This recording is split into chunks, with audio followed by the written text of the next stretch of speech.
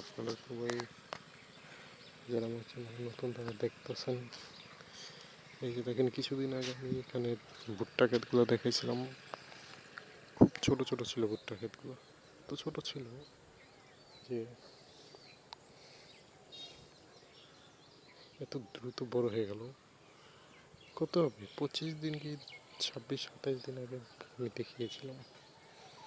যারা দেখেন নাই তারা দেখে নেবেন আমার এই চ্যানেলে। পেঞ্চা ক্ষেত, ওই যে লোকগুলো যাচ্ছে।